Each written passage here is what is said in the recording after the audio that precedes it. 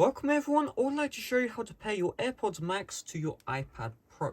So the first step is on the iPad Pro itself, you want to swipe down from the top right, so just swipe down like so, and you can see here, Bluetooth, we need to make sure this is turned on. So let me tap on it once.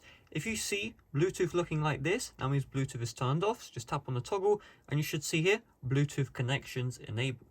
So the next step is you just want to bring your AirPod Max to near to your iPad. So sometimes you'll get a message which just asks you to pair your AirPods Max to your iPad.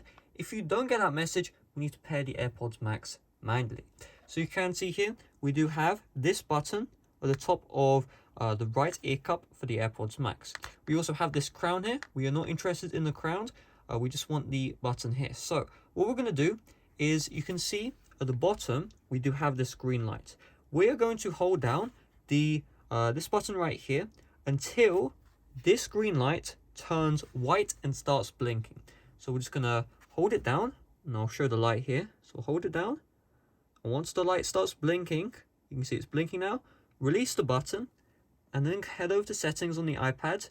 Or you can see it's already showing up the AirPods Max, but just in case it doesn't, just head over to settings, Bluetooth, and in other devices you should see AirPods Max. So you can see AirPods Max right here, tap into it, and just like that you've successfully connected your AirPods Max to your iPad Pro. So that's all there is to it. Thanks for watching, see you guys later, bye bye.